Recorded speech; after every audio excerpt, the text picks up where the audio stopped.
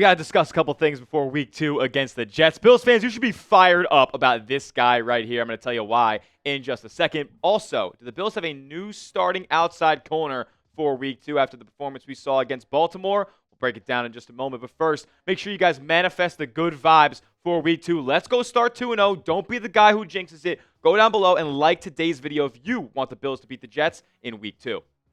Keon Coleman looks like a real wide receiver 1 in this league. Now, I'm not going to lie to you guys. That's not something I thought I would be able to say when he was originally drafted. Out of Florida State, I was not the biggest fan of Keon Coleman heading into his pro career, but he has proved me wrong as the year 2 has begun for him, and in week 1, he starred, man. The receivers in fantasy football this past weekend were not very good, and Keon Coleman was at the top of the list. 8 catches, $112, and a touchdown, and he basically sealed the game there on the last reception that he had. Nice stutter step, getting to about the 10-yard line, and the Bills were able to line up for that game-winning field goal. So an absolutely paramount performance from Keon Coleman. And what else do we think about him coming into the league? Well, we thought he was just a vertical downfield receiver.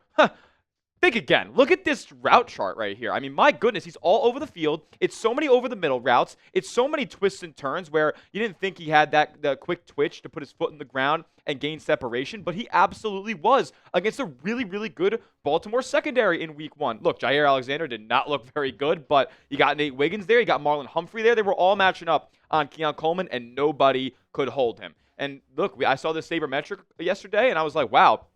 I don't know how to calculate this, but it's interesting for sure. Per Sumer Sports, a little sabermetric third-party website, Keon Coleman finished 25th in route running success, a Sumer score. So that is also lodged between Marvin Harrison Jr. and Malik Neighbors. So 2 of the league's elite route runners there at sandwiching Keon Coleman. So this guy can't be taken lightly anymore as just a one-dimensional guy down the field. He's got a lot more to offer than that. And he's been seeing real praise from his teammates, specifically the guy tossing him the pill. Josh Allen said he stepped up for us. He had some good plays, and I'm proud of him. And that installation of confidence from your quarterback to your second-year receiver, who a lot of people have already doubted after a pretty underwhelming rookie season, that is awesome, awesome, awesome stuff to see. Another teammate who we also know is a big fan of Keon Coleman's, Dion Dawkins, man. He was in the hype train early. We heard in training camp that it was night and day, and you were getting a new football player in Keon Coleman in year 2. I'm not going to lie, I wasn't buying it all the way, but he proved me wrong in week 1, and I think if he builds upon it, he's going to be in store for a potential Pro Bowl season in Buffalo. And don't take it from just the teammates who we know are going to talk him up, and they're not going to say anything bad about him to the media, especially during the season. Take it from a former Bill, Lorenzo Alexander, the tackle machine, saying one thing that I think did have me wanting more of was Keon Coleman, which is crazy because he had 8 catches for $112. He said, I went to training camp this year, and just seeing how dominant he is, I wish they could throw the ball to him every single time. That's just the type of playmaker he is, because good things happen when the ball is thrown his way. I completely agree. Now, Alexander did also note that, Coleman's still young in a lot of ways, and there's still a lot of refining left to be done in his game, but he anticipates good things and big progressions and big strides made for Keon Coleman this week. And we're going to see another big-time test in week 2 against the New York Jets here, as Sauce Gardner is going to be the matchup for Keon Coleman. And what did Sauce Gardner do in week 1? Well, not only was he the highest graded cornerback in the National Football League with a 90.3 grade, 90.5 coverage grade as well, he followed and satellited DK Metcalf that entire game. And to be fair with you guys, DK Metcalf is not necessarily an elite route runner or a super multi-dimensional wide receiver.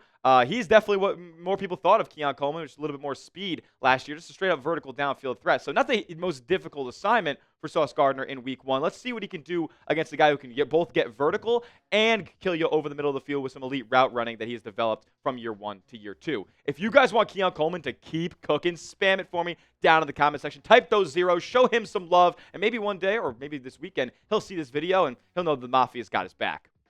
Next, we're going to talk about the Bills' defense might be cooked without this guy who had a big-time performance in week 1, and could he be in store for a starting spot in week 2? That in just a moment, but first, I got to tell you guys about our sponsor, and that is Prize Picks. This episode of the Bills Breakdown is brought to you by Prize Picks. You and I make decisions every single day, but on Prize Picks, being right can get you paid. Download the app today and use that promo code CLNS for $50 in lineups instantly when you play your first $5 lineup. Prize Picks is daily fantasy made easy. The #1 app in America, and you can win up to 2,000 times your money watching your Buffalo Bills this year. You just pick more or less on 2 to 6 player stat projections, and you watch the winnings roll in. My lineup for week 2, if you guys are a little bit confused, it's so simple. Trust me. You can also mix and match sports as well. It doesn't have to stick to just pro football. You can mix college football in there. Baseball, playoffs are heating up, and you got basketball coming up in a month as well. But I, this week, have the Jets to get punting a little bit more than they did in week 1. More than 4 punts for the Jets punter there. Dalton Kincaid more than 32.5 receiving yards, and Josh Allen more than 1.5 passing TDs. You also see Travis Kelce down there as well, more than half a receiving yard. That is what they call a max discount at Prize Picks. Take advantage of those deals when they are there. If all 4 of these picks hit, I'm making 10x my money. Tell my picks are fade 'em. Just do it at Prize Picks. Download the app today and use the code CLNS for $50 in lineups instantly after you play your first $5 lineup. That's code CLNS for $50 in lineups instantly after you play your first $5 lineup. Prize Picks, it's good to be right. The Bills have a new starting cornerback in week 2, and is he one of the most important players potentially on the Bills defense? With Trey White obviously ramping up production, he has practiced both on Wednesday and Thursday, but in limited capacity. Could there be a new starting cornerback in the name of 6th-round rookie Dorian Strong, who played 100% of the defensive snaps in week 1? Here's what Sean McDermott had to say on the whole scenario. He said, "We'll see. We have a lot of confidence in Trey, and Dorian's a young player that did some good things the other day. But we have a lot of confidence in Trey." So it doesn't seem like, Sean McDermott wants to pigeonhole or pinpoint Dorian Strong into a starting spot right away. And I actually don't think that's a bad idea, because you want him to still be hungry this week in practice. You still want him to be fighting for that top spot. And look, if Trey White's not 100%, then I absolutely believe that Dorian Strong should be your outside boundary corner. And like I said, he played 100% of the snaps in week 1. It's not like this guy is inexperienced. He's had tons of production and tread on the tires in his time at the ACC at Virginia Tech. He was a 4-year player there, and he saw a lot of high snap count games. So I'm not too worried about him potentially playing a long stretch in the National Football League, because not only did we just see it against the Baltimore Ravens in week 1, but we have a history and a precedent of it at the collegiate level as well. Per Next Gen Stats, Dorian Strong did not allow a single reception versus the Baltimore Ravens.